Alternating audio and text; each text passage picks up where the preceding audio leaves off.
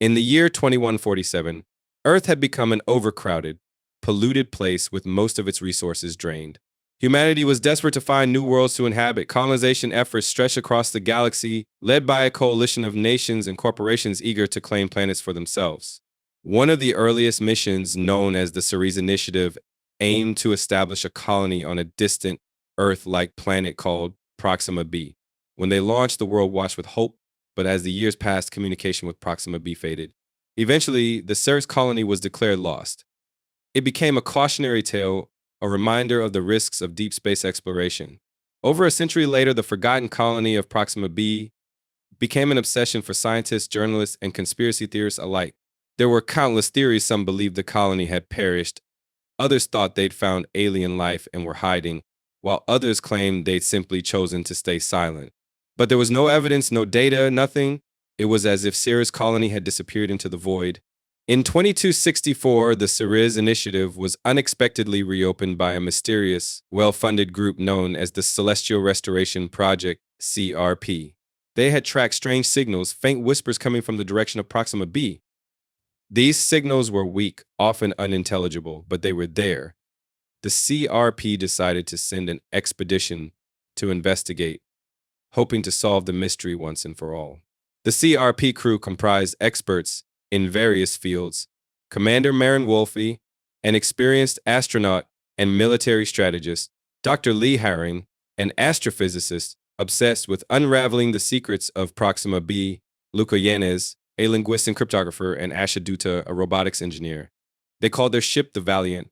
Equipped with the latest technology and artificial intelligence systems, the Valiant departed Earth with one mission: find out what happened to the Ceres colony. Upon arrival, they discovered that Proxima B was eerily similar to Earth. Vast oceans stretched across the surface, forests thrived, and mountain ranges broke the landscape. But something was wrong. The crew was perplexed to find no structures, no signs of human civilization, no colony on the surface. The Ceres colony's landing coordinates led them to an empty plain. Their first night on Proxima B was spent combing through data, analyzing the planet's atmosphere, geography, and potential life signs, but they found no traces of humanity. It was as if the colony had never existed. The next day, Commander Wolfe ordered the crew to explore further. As they moved through dense forests, they started picking up faint energy readings, inconsistent yet unmistakably artificial. Following the signal, they reached a towering cliff face that looked like any other natural formation. But as they inspected the rock, Dr. Haring noticed small metallic seams. With some effort, they managed to open a concealed door leading into a dark passageway. They were now in what appeared to be a bunker, untouched for centuries. Inside, they found remnants of the colony. Tattered flags bearing the Ceres logo, faded maps, and broken machinery lined the walls. But more importantly, they found documents, recordings, and a massive databank. They accessed what files they could, only to be met with fragmented records. There were messages pleading for help, logs about resources running low, and recordings of an unnamed illness spreading through the colony. The most disturbing part came when Luca Yanez, the cryptographer, managed to decode a personal log from the colony's original leader, Dr. Ruth Kelsey. Her final log was hauntingly simple: "We thought we were alone here, we were wrong." The crew's initial excitement turned to unease. Who or what had been with the colonists? Later that night, Commander Wolfe discovered something terrifying. She realized that while they were exploring the bunker, a tracker embedded in the Valiant's navigation system had activated on its own. Someone or something was watching them. Wolfe and her crew tried to rationalize it, assuming it was a glitch, but the tracker continued to pulse, leading them to a location even deeper within the bunker. As they ventured further in, they came upon a room filled with rows of stasis pods. Inside each pod lay one of the original colonists, perfectly preserved but in an unsettlingly deep sleep. Dr. Haring hypothesized that they might have gone into stasis to wait for a rescue that never came.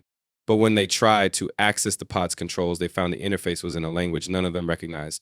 Luca Yanez attempted to decipher it, but found it impossible, like nothing he had ever seen. And then the pods began to open on their own.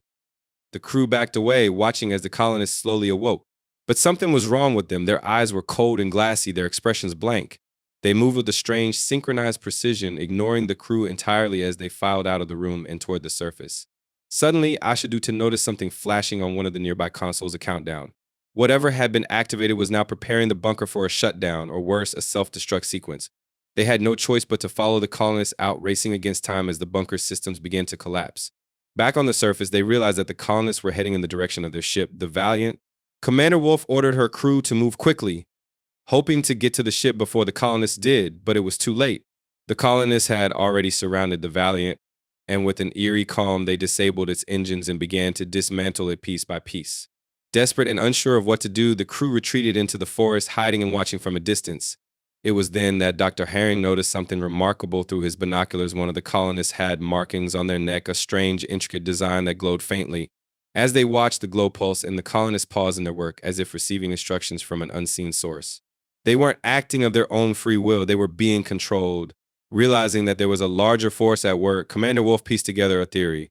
The illness that the colonists had faced wasn't a biological infection.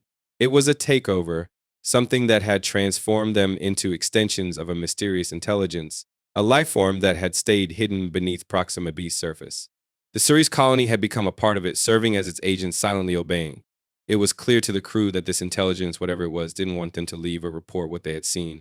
They had to find another way to escape before they too became part of the colony. Their only hope lay in a small shuttle they'd left a few miles away during their initial survey. They moved quietly through the forest, staying out of sight and avoiding the colonists who patrolled the area with almost mechanical precision. As they neared the shuttle, the crew heard something, a voice echoing in their minds, calm yet chilling, whispering, "Join us. You will find peace." Fighting off the urge to obey, they reached the shuttle and prepared to launch. But as they powered it up, the voice grew louder, repeating over and over, insisting that they belonged here, that resistance was pointless. Just as they thought they were safe, Luca noticed something.